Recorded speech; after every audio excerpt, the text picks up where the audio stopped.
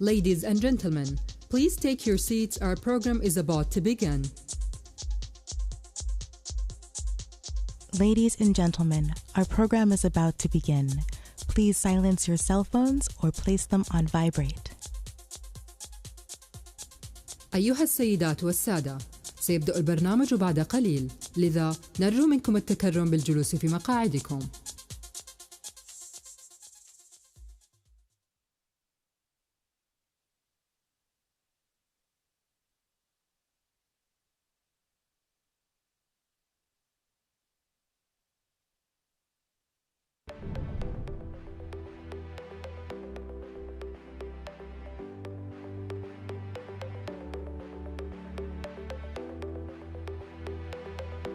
It's day 9 of WEP.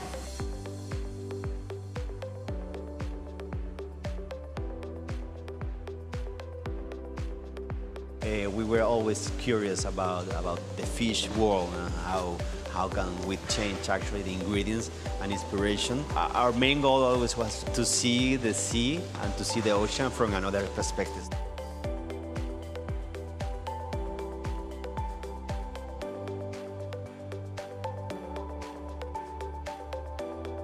I think a lot of us, even some of us that didn't realize how resilient they were, I think they discovered their own resilience through the last 2 years.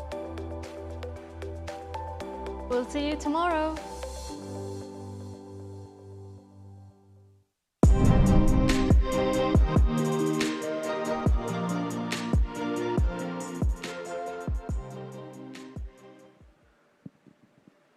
Okay, so thanks everybody for joining us.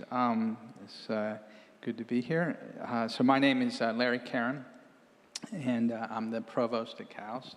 And in addition to being the Provost, my field of study is AI and data science, so I guess that's why I'm here. So the topic today is about the intersection of cybersecurity and AI. Cyber systems and computing systems, of course, play a vital role in AI. And so bringing these two together is, of course, very important.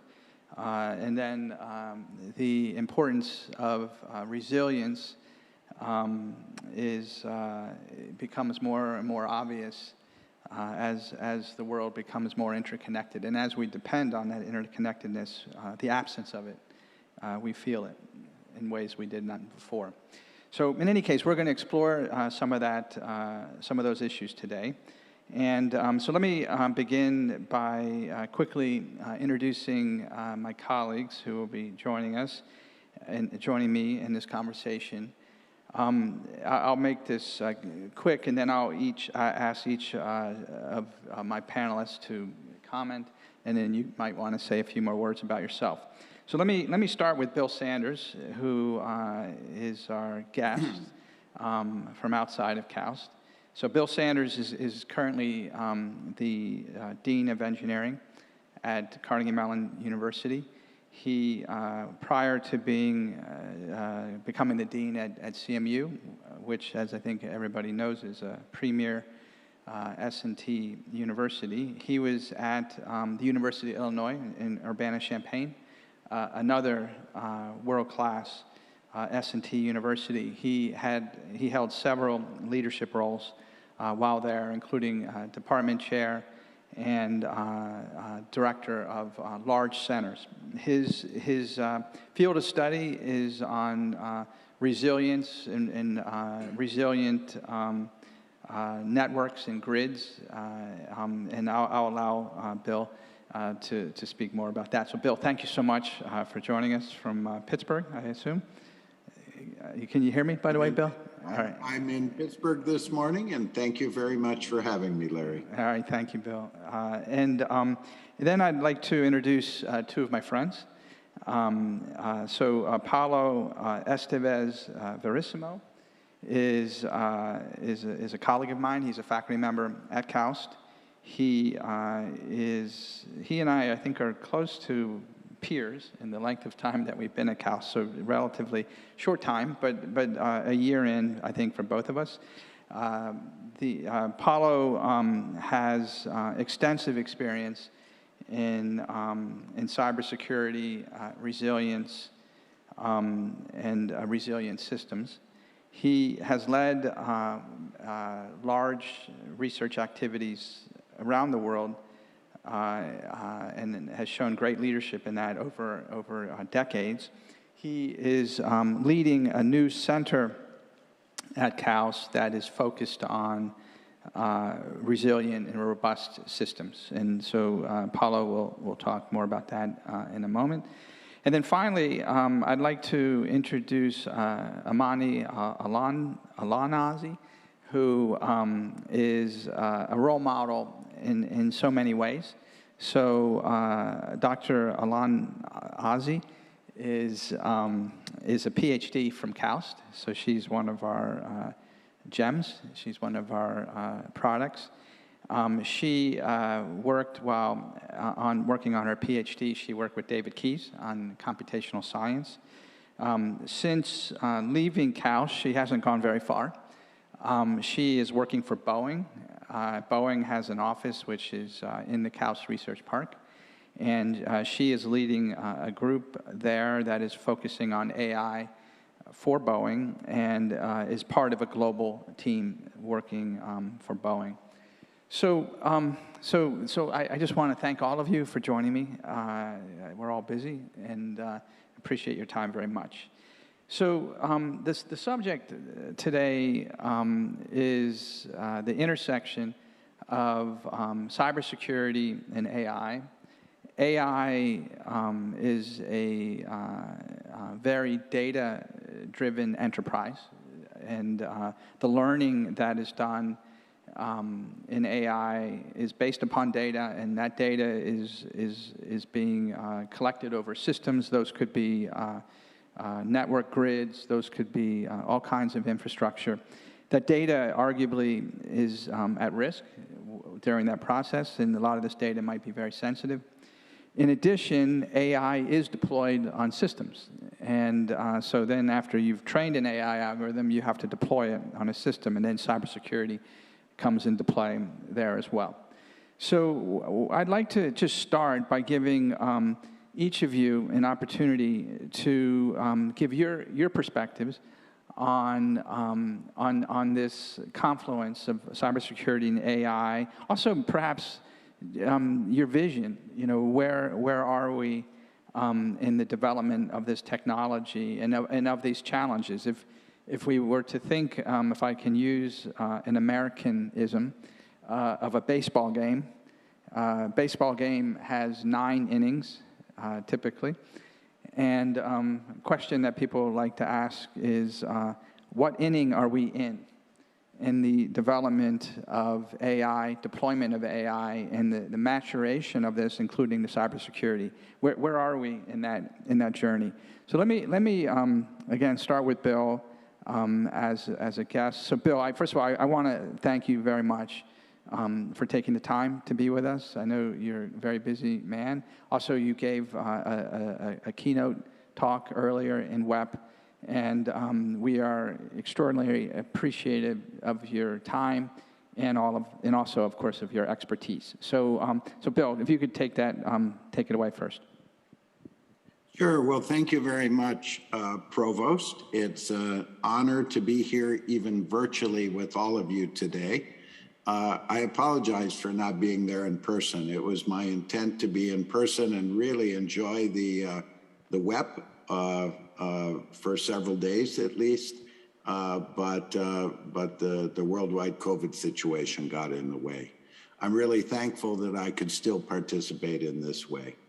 And let me just say a few words to get started. And my words will be colored. We all come from different perspectives. My words will be colored by about 20 years of work on resiliency in critical infrastructures, and particular resiliency looking at the power grid. That's something I started working on right about the turn of the century, I think quite early, and something that still is important today.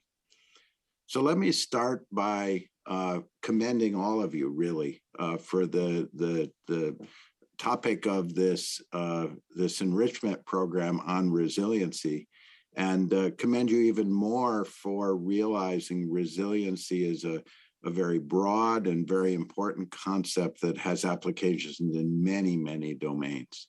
As I look through the program, I was impressed with the diverse groups of people that were coming together to talk about resiliency. Everything from resiliency in communities to the kind of technical resilience that we're talking about today. And let me start by giving a definition, a perspective on resilience that I think might be useful in the context of this panel. And I'll quote from a National Academies, a US National Academies consensus study report, a report that came out in 2017 entitled Enhancing the Resilience of the Nation's Electric System. And it said resilience is not just about lessening the likelihood that outages will occur. It is also about limiting the scope and the impact of those outages when they do occur, restoring power rapidly afterwards, and learning from the experience to better deal with events in the future. And so if you think about that, and if you allow me to broaden it just a bit, I think to the kind of cyber systems we're talking about today, resiliency embodies 4 principles. First one is lessening the likelihood that a failure will occur. Second, limiting the scope and the impact of the failure when it does occur. Third, recovering from that failure to restore operation. And then finally, learning from that experience to better avoid failure and recover more quickly if failures do occur in the future. So I think that's really important. Lessening likelihood, limiting scope, recovering from that failure, and then learning from the experience. And as such, I think this shares many common attributes with dependability, which I imagine maybe Paulo will tell us more about. But you note that it's more specific in its approach to avoiding failure, and it really admits that failures will occur, and it demands that lessons be learned when failures do occur. So rather than in classical cybersecurity, for example, believing that you can build a system that is perfectly secure, it's not limited to considering impairments that are malicious. So there could be accidental impairments or design impairments that cause these failures. And it acknowledges, unlike classical cybersecurity, as I said, that failures indeed may occur. So I think it's both at the same time a more specific approach, an approach to monitoring and recovery, and hence we'll start to talk about a connection to AI. But it's also broad in the sense that it says there can be many different impairments. They could be weather-related impairments. They could be design-related impairments. They could be intentional and deliberate impairments, as in the case of cybersecurity. But we need to be able to operate despite those impairments occurring, and we need to learn from troubles that occur in order to make things better in the future. So if you think about it that way, there are a lot of different concepts of AI that we can use. In the context of detecting failures and detecting problems, we can use AI and machine learning. To decide on particular corrective actions that should be taken to avoid the failure, we can use approaches from AI. To decide on a particular corrective action after a failure occurs, to restore operation as quickly as possible, we can use AI. And to learn the root cause of a failure, to better avoid the failure in the future, we can use AI. So there's many, many places, not one single place, but many places that AI can be very helpful. I think we have to recognize, though, AI is a tool in the service of resilience, not the other way around. And that really leads me to my last point. And Larry, you asked about a vision moving forward. I think we need to move from AI, ML as the center of the universe, and things such as these systems we're talking about as being applications of AI. We have to move to a system-centric view in which we are engineering AI into those systems from the very beginning. So I'd like to purport that we should move from a view of AI ML to a view of AI engineering. And although I'm a dean of an engineering school, I don't mean engineering as a college or as a part of a university. I mean AI engineering where engineering is a verb. And so we'll engineer AI into everything in order to make those things more resilient as they're serving us in humanity. And you asked me what inning we're in. You know, I think we made a start, but we have a long way to go. So out of the traditional 9 innings, if you're talking about American baseball, I'd say we're in inning 3. And I think we're well on our way, but I think we have to be very deliberate and very careful about the perspective we take, because if we think we can invent AI, ML algorithms, and then at the end just bolt those onto things, I think we're going to get ourselves in trouble.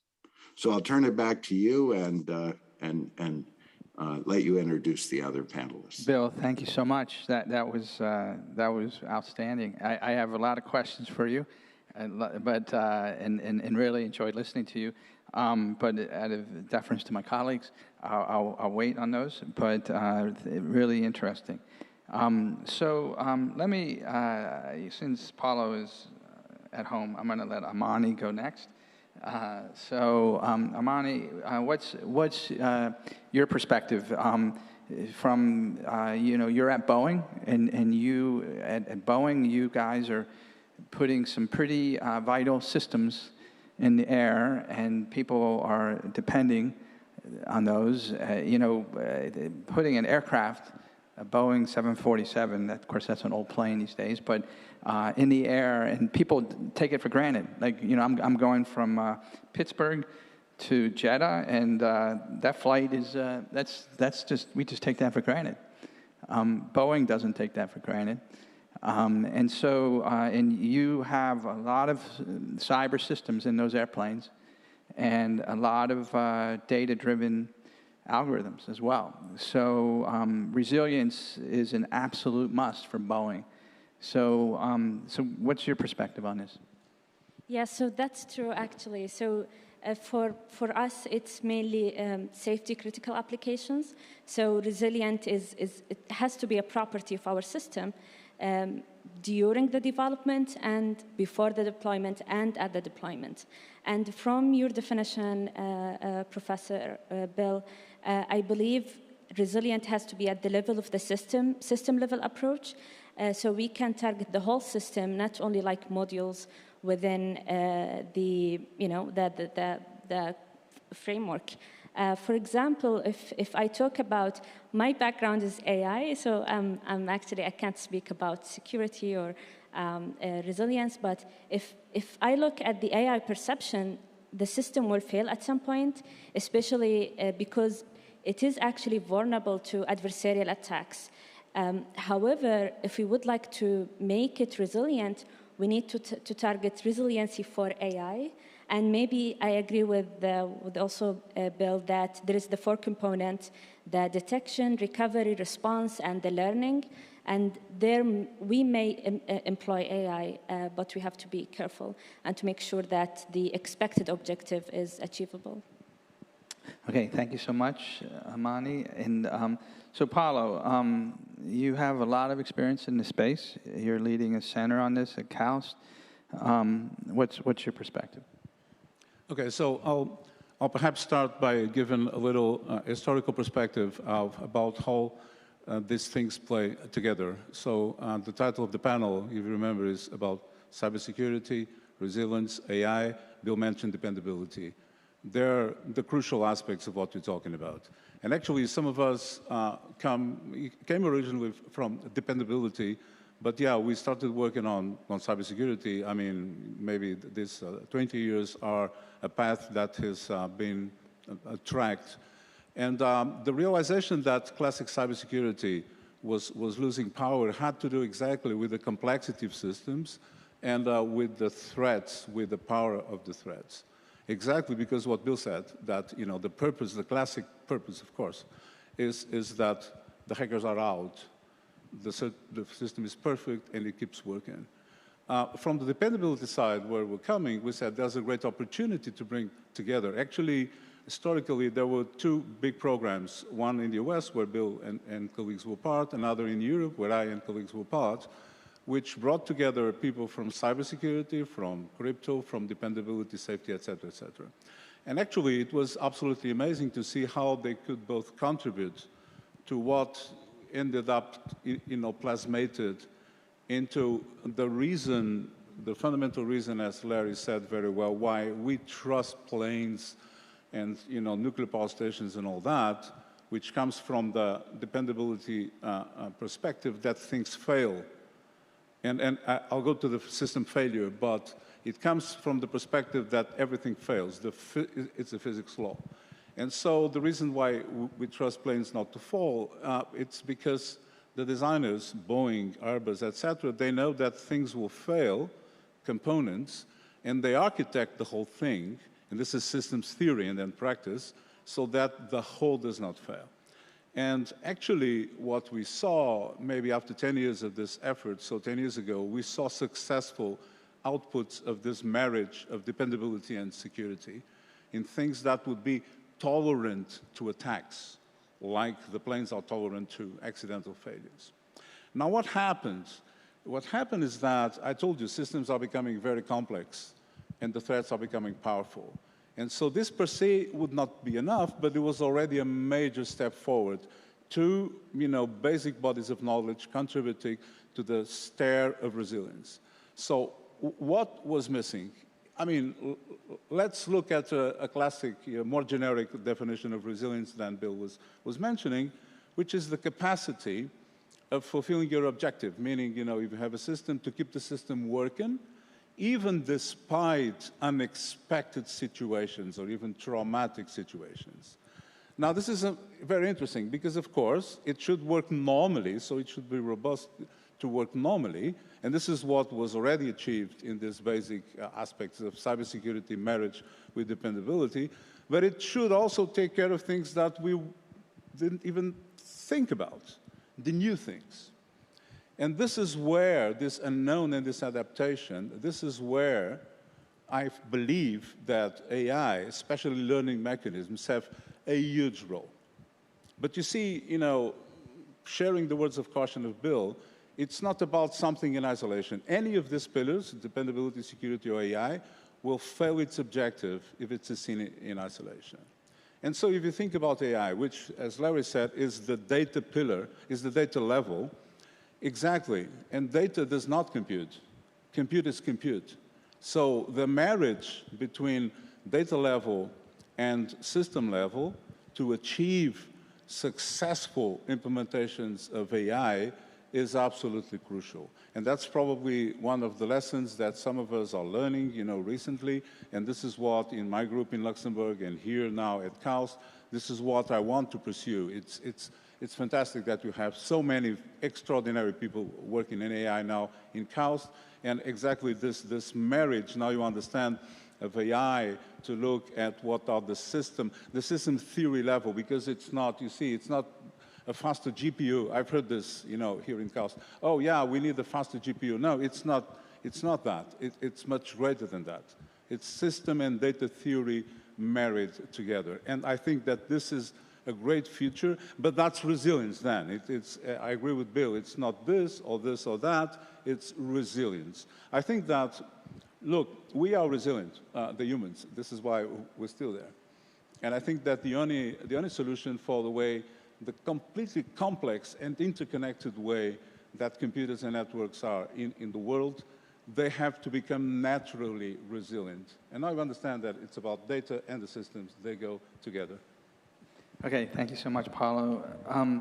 So thanks to all of you. That was, by the way, what inning are we in, Paulo? What inning? Sorry? What inning are we in? I play handball, so I think that I actually played handball, yeah. And so I think we're leaving, we did a successful defense, and we're leaving for counterattack. All right. Thank you. All right, so Bill, I'm going to come back to you. I took some notes on what you said. So as you said, you've been in this game for a while, grid, and grid security. It's interesting. In some sense, I would say, from sitting in Saudi Arabia, what you do is becoming even more important. The research that you have spent your life on. Oftentimes, after 20-some years, we have to figure out something new to do as a faculty member. But I would say grid security, particularly in renewable-based delivery of power. So I mentioned Saudi Arabia. As you probably know, we have this dream of a city called NEOM, and this will be completely driven by renewable sources of energy. So that's wind, solar, and from that, hydrogen as well. And so the challenge is it's not always windy. In Saudi Arabia, it actually is mostly sunny, at least during the day, but not everywhere globally. And so therefore, the capacity to use data to make predictions about the demand for energy, the capacity of renewables to deliver that energy, perhaps in certain situations to rely on fossil fuels, during extreme conditions.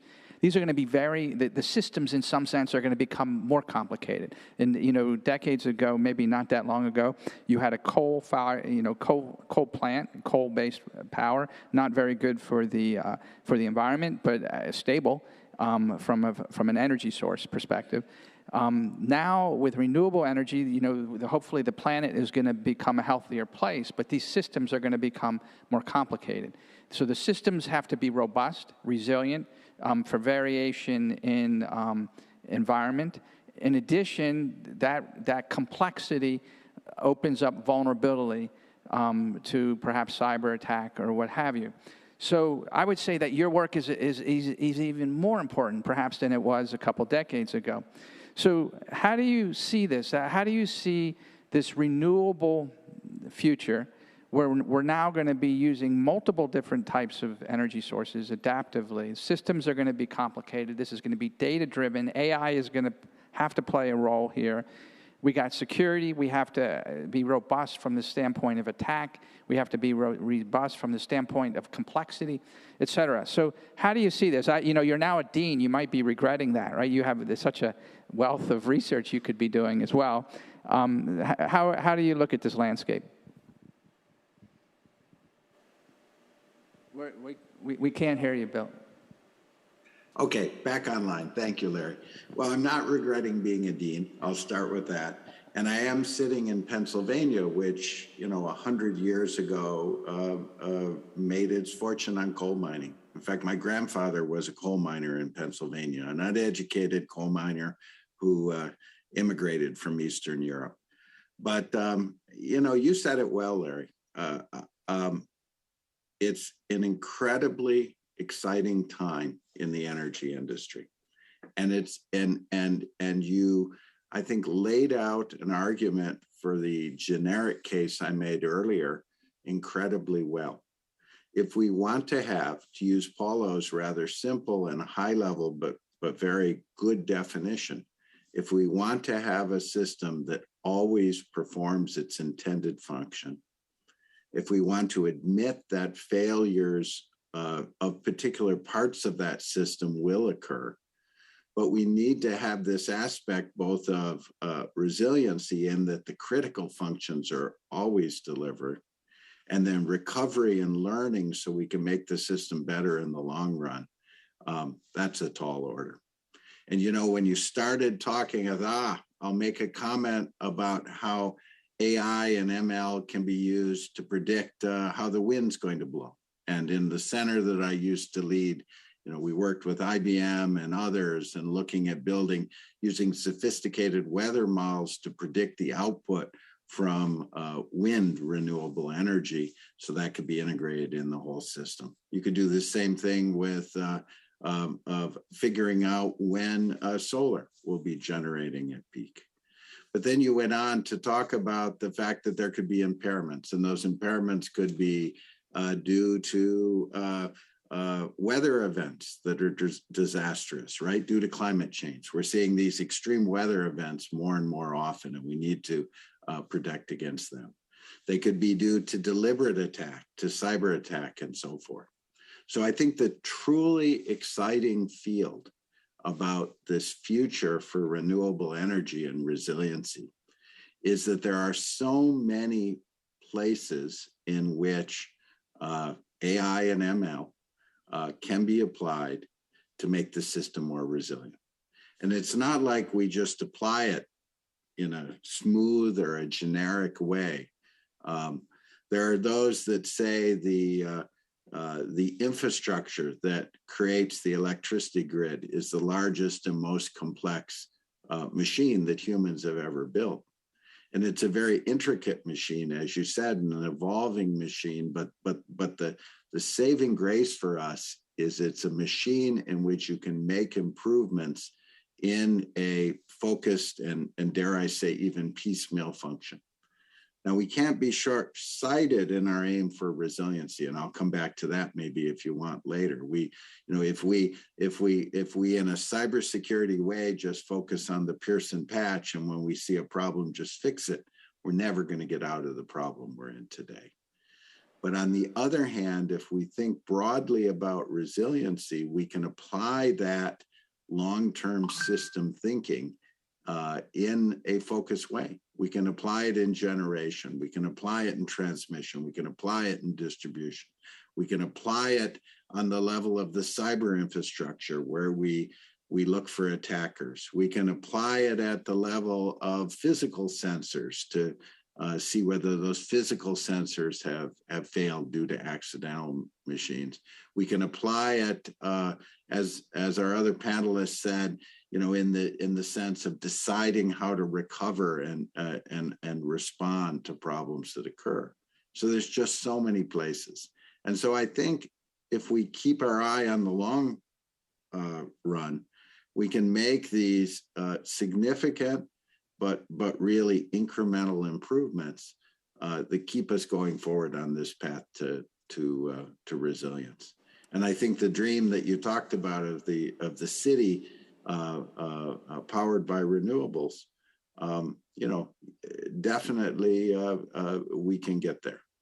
And so, I'm an optimist at heart, but we've got to keep our eye on the system, understand the complexity of the system, engineer that system in a way that respects that we have a legacy environment, but really keeps us moving forward. So I hope that at least gave a little bit of insight to what. No, Bill, that was great. And when COVID hopefully is behind us a little bit, we will invite you to the Kingdom, Saudi Arabia, and invite you to KAUST, but we'll also take a side trip up to NEOM. That vision that you had, that is the vision of NEOM, and KAUST is playing a big part in that vision, thinking about the future of energy, but we could use all the help we can get. So we'll invite you here, Bill. So Paulo, turning to you now.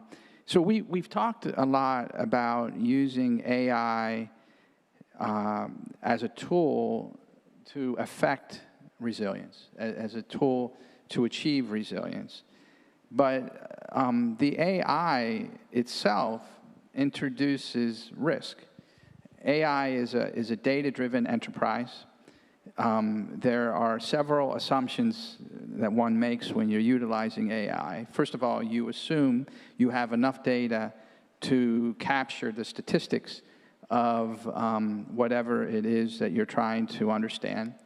And then the other assumption, and there are many assumptions, is that you're assuming that when you deploy that system, the statistics in the deployment phase are the same as were done in the training phase, assuming it was trained appropriately in the first place.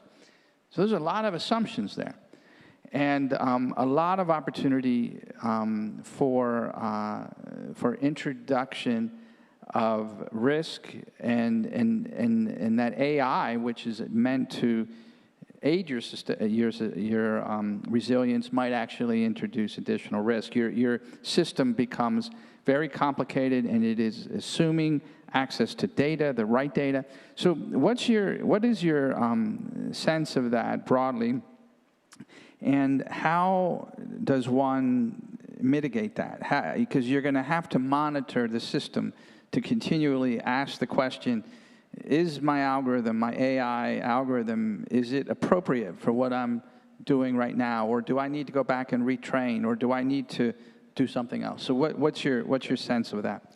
Yeah, exactly. I think you put it very, very well, because you see, what you just described is simultaneously the huge risk of using AI in critical applications, but the huge potential gain. And it's all about statistics, properly put right in an architecture, in a system architecture. This is why, you know, when I talk about marriage of data and system level, it's not just about, you know, this machine that is very fast. No, I'm talking about things, for example, as do we have a fundamental root of trust that is the anchor to save us when the very futuristic algorithms fail? So remember what I was saying. I was saying that, oh, we reasonably know today to craft, and it's penetrating. Industry is progressing. I mean, even, you know, I'm sure you heard this BFT, Byzantine fault tolerance, that became, again, popular with blockchain. So blockchain systems live on this BFT. Now, BFT is the marriage of dependability and security to make it automatically work despite faults and attacks. So we say, okay, this could be good, but think about this. The adversaries will learn. So they will attack the system in different ways, better ways if you want. And you train a system, you know, and you train it in Europe, and it's fantastic for deer and rabbits, and then you bring the same car to the desert, and it sees what the hell is that? I never saw a camel, so that's the training problem. And so what, you know, some of us have researched, you know, my team and others in Europe and in the States, would be, you know, hybrid architectures. But you see, now we're talking system, and it's not just hardware, it's really theory that says we are trusting these learning mechanisms to really help us, you know, confront new situations. But yes, we are monitoring so that we see if our system, and I mean, I'm using the autonomous vehicles metaphor because we did quite a few works on that in Luxembourg. And this fundamental root of trust is capable of saying, no, it's enough. Okay, let's stop here. So you see the stochastics that I'm talking about, and this is why I've used in other talks this word, we cannot spray AI on systems. The stochastics must be conditional probabilities. That we say, okay, we believe in this data set until a certain point. And those roots of trust are very difficult to really engineer. We need an architecture where we're sure that this thing is going to survive. It's going to survive crashes, you know, it's going to survive odd situations in cars, and is going to survive attacks. So that's, you made a very good point, and this is exactly why I believe that the conjunction on an equal basis, no more or less important, of dependability, security, and AI, you know, will bring a very bright future, especially for these critical systems. Okay, Amani, I'll let you take a crack at this as well. So, you know, Boeing, in addition to civilian aircrafts, Boeing has a long history of space exploration and, you know, putting astronauts into orbit and beyond. And also in defense as well. And so these systems are being deployed in very complex environments. And AI offers opportunity perhaps to improve autonomy of these systems. But these are all data-driven algorithms. So how do you and your colleagues at Boeing look at that problem of how does one measure the system and be able to adapt the system when it recognizes that the environment it currently in is no longer consistent with the assumptions that were made in the underlying AI? Yeah, so actually this one is a very difficult question, because to know like your data, like for example, for us, our data is limited, and it's not similar to the self-driving car domain, where like the data accessibility is like, I think is more wider with a lot of options. And the other thing is like, how can we measure the quality of our data? So that's the main question when we deal with AI algorithms that rely heavily on the data. But I would like just to echo Professor Paulo that it is multiple system components. And when we would like to have resiliency, we want to make sure that when things fails, for example, perception, when there is a known unknown, like a known that's been introduced in that training, however, it's like in a new environment, or unknown, that things that is completely new to the system, we need to have like a failover mechanism to make sure the system will continue achieve the objective, or like some, stop condition, not to harm the human, for example. So that's how, it's still like an open question, and it's somehow embedded in the pursuit to verification and validation of autonomous system. Yeah. Okay, thank you so much. So Paulo, I'll turn back to you. The next question. So we're talking about complex cyber systems that may use AI to help achieve resilience. That AI might also introduce risks as well, both sides of that coin. These are complex systems. How do we test them? In engineering, testing, of course, is is done regularly. You test for heat, test for cold. Electronic systems to make sure that they can sustain heat, sustain cold environments, sustain turbulence, what have you. Whenever we're talking about cyber systems and the risks that they might encounter, we have the black swan type events. Those things, your camels, that a system was trained in Europe, and now it's got this camel came across. So, and you're in Saudi Arabia, we call it black camel. So I'm not sure.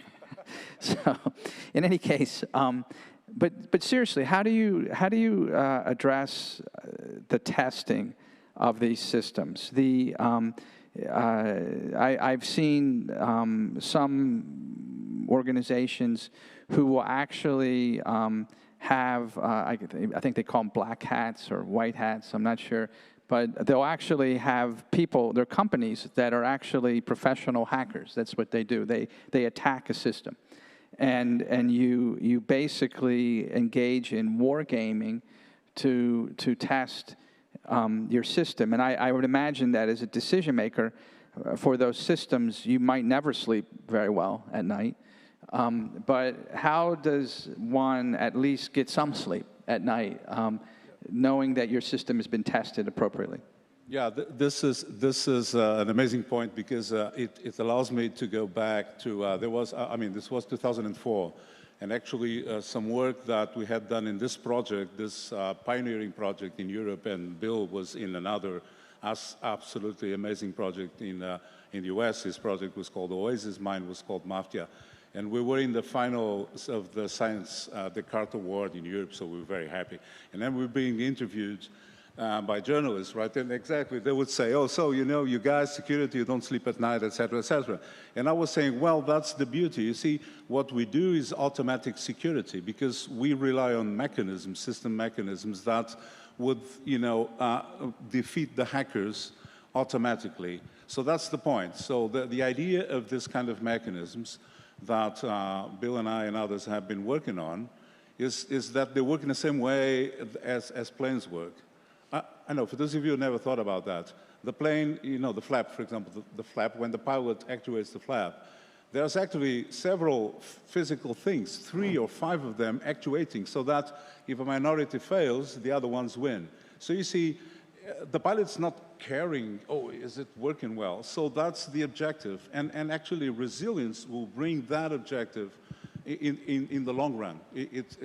Sustainability. Do this for the whole system life. Now, getting back to testing, and Bill will compliment me because he's the expert on validation, modeling, etc.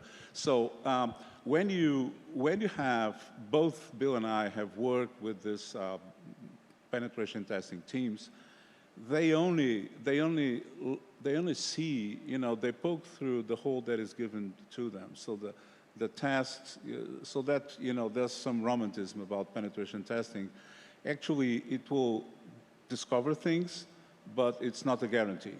So definitely what we have to do is architect a system whose part of it can be validated by powerful methods, you know, modeling, you know, like Bill does, theorem proving like we were doing in Luxembourg, so that you can make strong statements about what the system, how good the system will be. Now, if we put AI, this brings in this metamorphic aspect of the system, and there, maybe Bill will complement, we need stochastics, of course. We need testing that will give us a certain level of nines of confidence, and perhaps Bill wants to. Yeah, so Bill, why don't you please follow on this? So, Bill, you know, you imagine you're in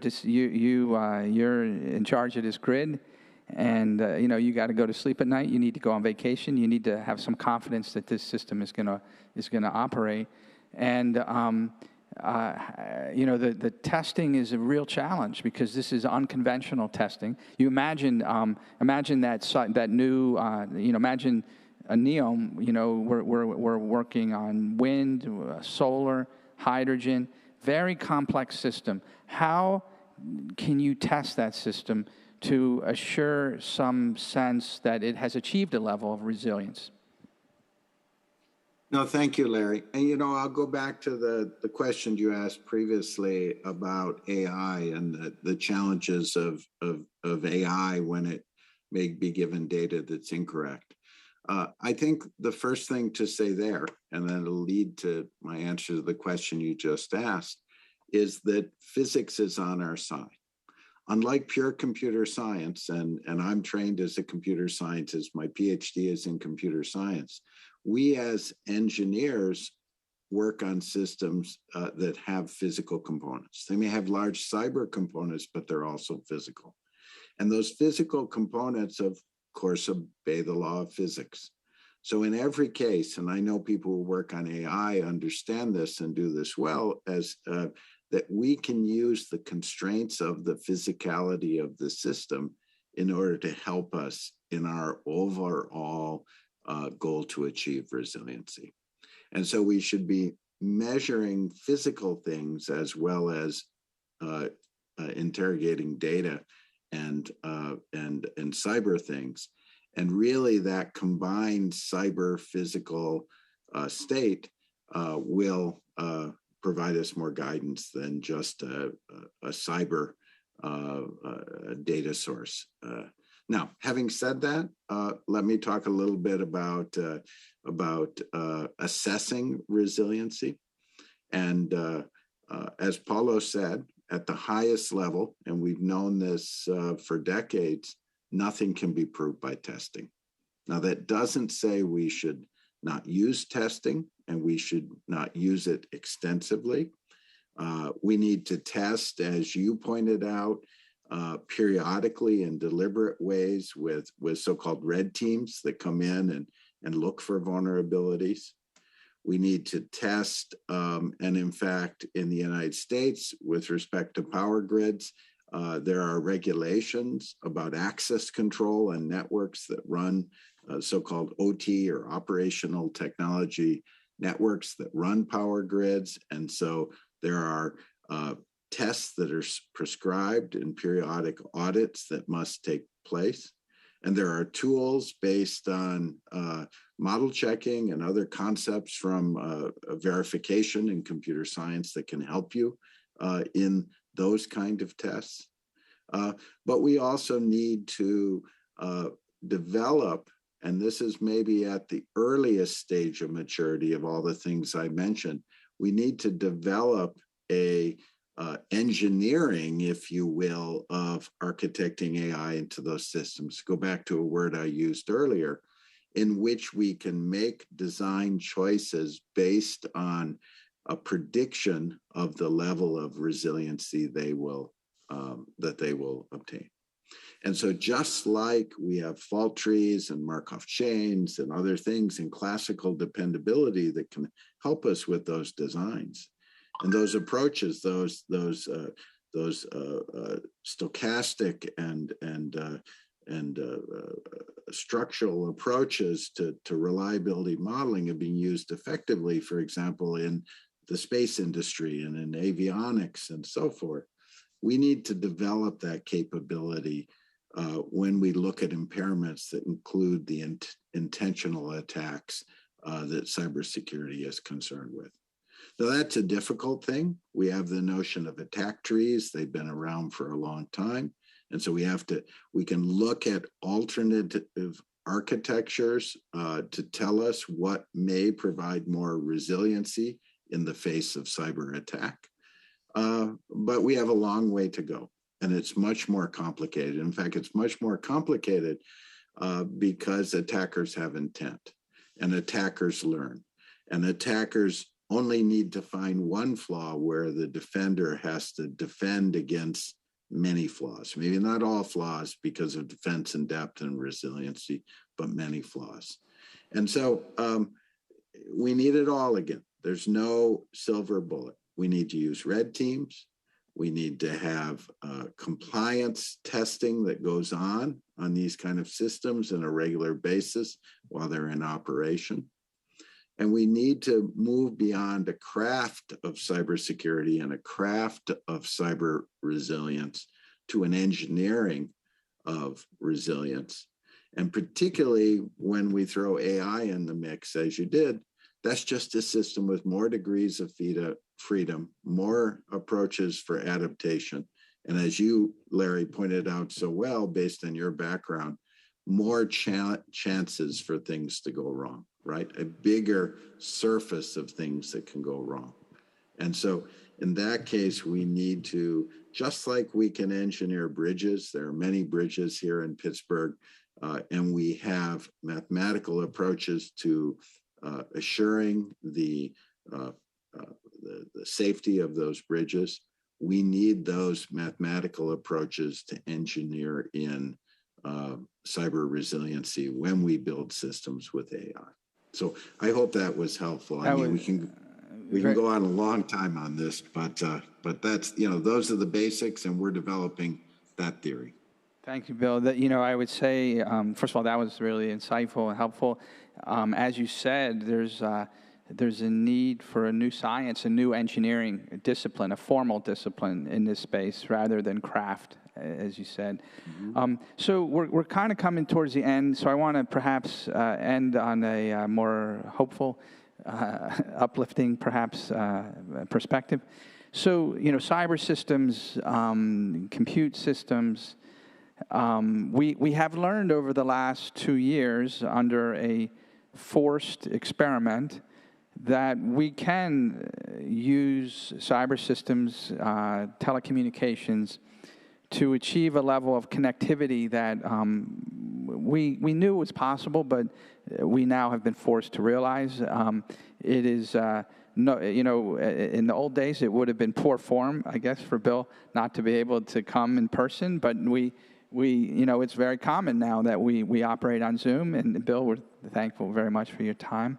And so there's an opportunity now for connectivity of people through cyber systems and through telecommunications to enhance the quality of life. Examples of this are, it still is that you might spend a lot of time in the waiting room of a doctor for an appointment that could be done virtually now.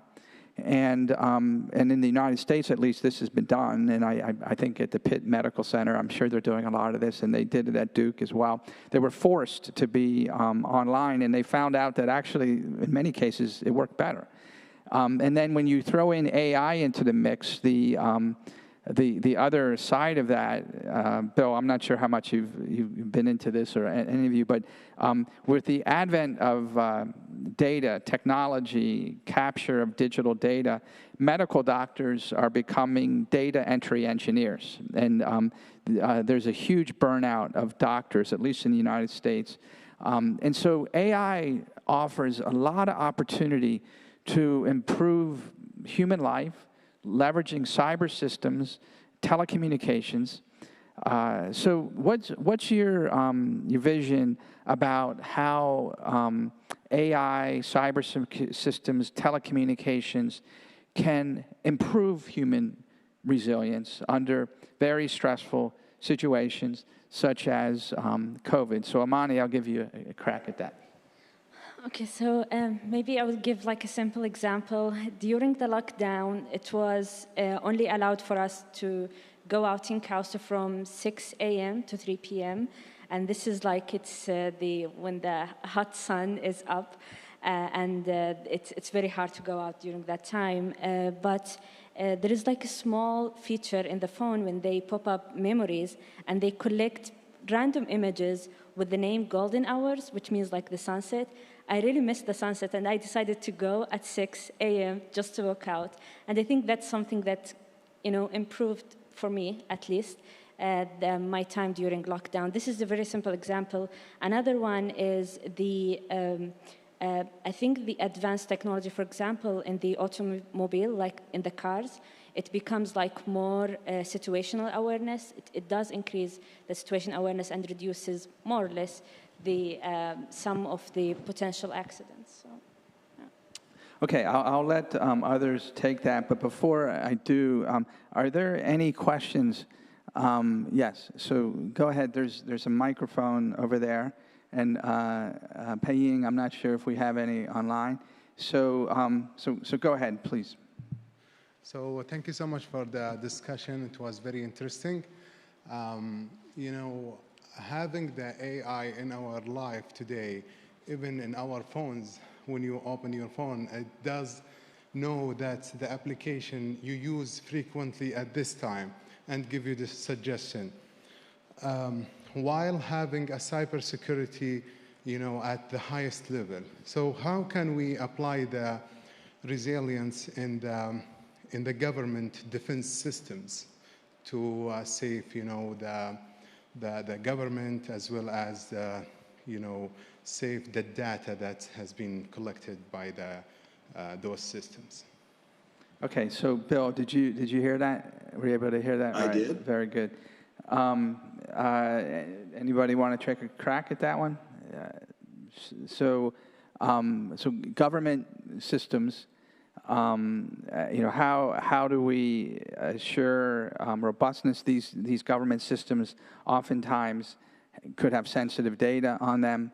They might actually be capturing sensitive data. There may be security aspects of this as well. Certainly are. How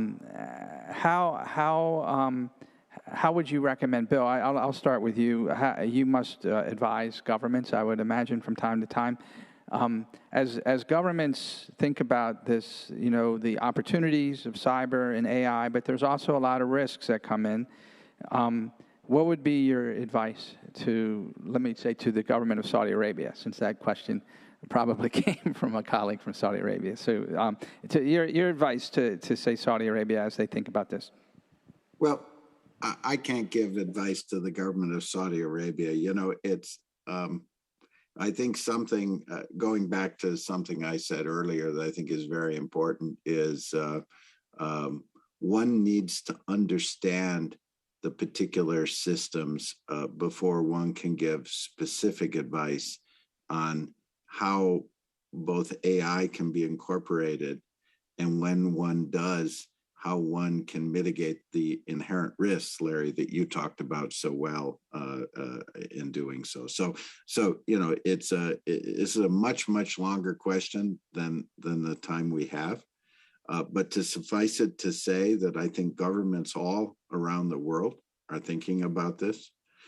There's a recent report from the AI Commission put out by the government of the United States that's public, that talks about both the risks and the potentials of embedded AI into all kinds of systems, including health systems that you talked about earlier, and government systems.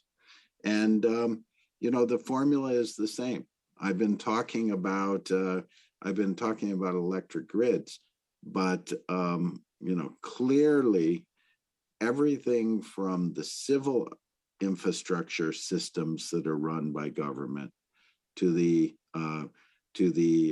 defense systems that are run by government, there's opportunity, just like I said in the power grid, for AI to be integrated in at specific points, and systems to be made better because of that. And there's opportunity to do this in a step-by-step way, rather than thinking we have to throw everything away and start over. So there's a lot of potential there. We need to start from the system. We need to understand the complexity of that system. And then we need to look at points in which we can insert it. And when we do insert it, we need to validate it in the ways we were just talking about. So I know that's a high level and a maybe not satisfying answer, but there's incredible potential both in healthcare and in government civil systems and in government defense systems. All right, Bill, thank you so much. So I want to make sure that I am respectful of people's time, and I have many more questions here, and we could spend another hour on these.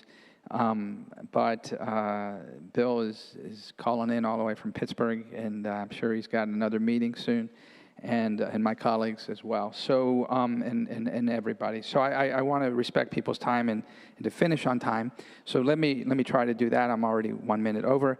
So Bill, thank you so much for your contribution at WEP. We greatly appreciate the keynote address that you gave earlier in the week, and the time that you spent with us this morning for you at WEP. Paulo, always, thank you, always a pleasure. Thank you so much.